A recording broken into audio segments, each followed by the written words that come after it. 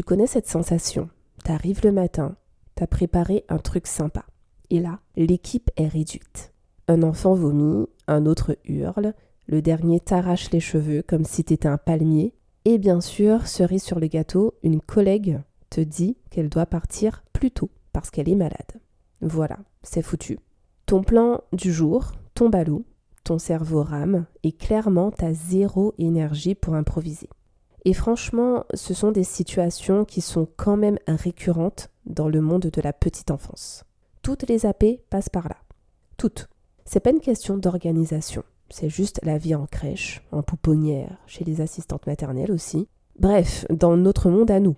Alors l'idée de cet épisode, ce n'est pas de te donner encore une chose à faire. C'est justement l'inverse. C'est de te soulager sans lâcher l'essentiel. Accompagner au mieux les enfants. Parce qu'ils n'ont pas à subir le bazar ambiant, mais toi non plus. Tu n'as pas à te sacrifier. Mon objectif ici, que tu repartes avec 3 idées toutes prêtes, 0 charge mentale. Des idées que tu peux adapter facilement. Et d'ailleurs, c'est pour ces jours-là que j'ai conçu mon livre. On en reparle un peu plus tard dans l'épisode. On a souvent en tête que pour que ce soit bien, il faut faire beaucoup.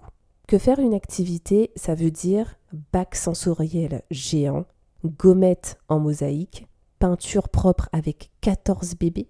Mais la vérité, c'est que souvent, moins tu fais, mieux ça se passe.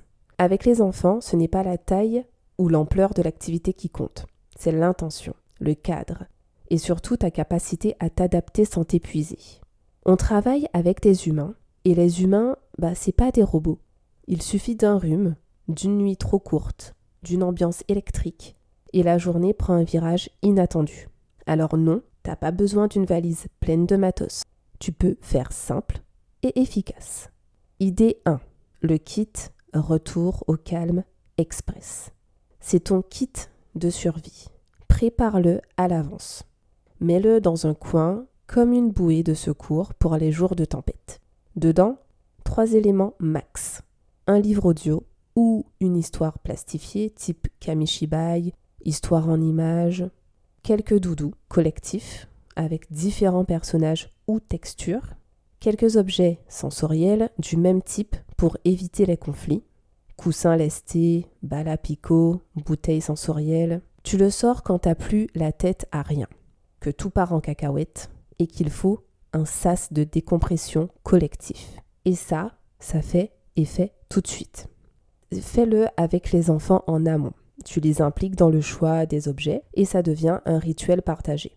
Ils attendront ce moment avec plaisir. Et toi, tu sais que tu es une roue de secours en cas de besoin. Et pour que ça reste vivant, pense à le renouveler tous les mois. Une petite mise à jour et hop, c'est reparti. Idée 2. Le tableau coup de pouce.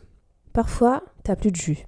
Tu regardes le groupe, t'as envie de proposer un truc, mais ton cerveau est en mode écran noir. 0 idée, rien ne sort. C'est là qu'intervient le tableau coup de pouce. Un genre de pense-bête accroché quelque part ou glissé dans ton cahier, peu importe, avec une mini-liste d'activités ultra simples que tu peux dégainer sans réfléchir. Le but, d'éviter le grand vide mental. Celui où tu sais que tu as besoin d'occuper les enfants, mais tu n'as pas l'énergie de chercher quoi. Ce tableau, c'est une liste maison que tu peux adapter selon le moment de la journée, donc matin, après-midi, fin de journée, le nombre d'enfants présents, leur niveau d'énergie, ton contexte et la structure du coup, assistante maternelle, pouponnière, crèche, pédiatrie. Exemple d'activité facile à piocher. Jeu du mime, chacun imite un animal ou une émotion. Chanson à gestes, celle que tu connais déjà par cœur, de préférence. Le qui fait quoi? Montre-moi comment marche un robot, comment marche un chat. Danse, stop. Tu fredonnes, il danse. Tu dis stop, il s'arrête comme des statues. Le sac à objets. Tu prends quelques objets au hasard et on devine à quoi ça sert.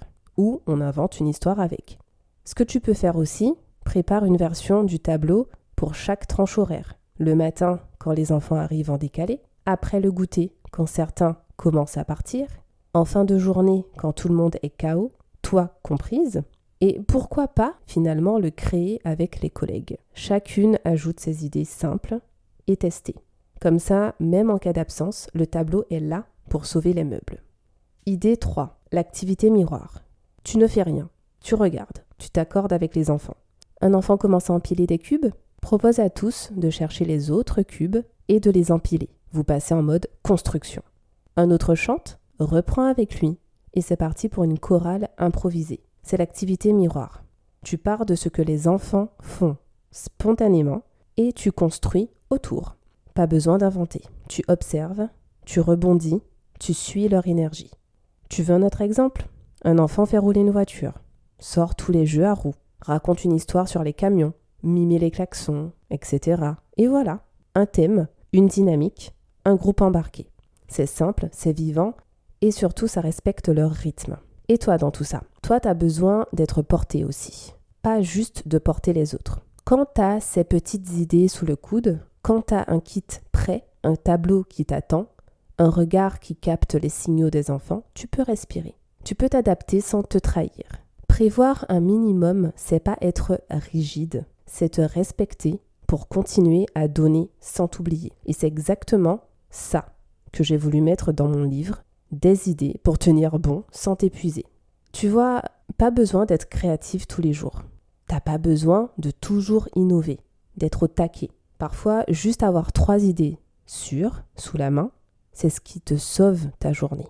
Et si t'as envie d'aller plus loin, d'avoir un appui au quotidien, le livre Grandir et s'épanouir, activités pour stimuler, apaiser et favoriser l'autonomie de l'enfant, guide pratique pour auxiliaire de puériculture, est dispo. Tu trouveras le lien en description. J'espère que ce podcast t'a aidé. J'espère que ces idées, tu pourras les mettre en place facilement et surtout abaisser le plus possible ta charge mentale. N'oublie pas de t'abonner, de liker si ce podcast t'a servi. Et moi, je te dis à la prochaine pour un autre épisode.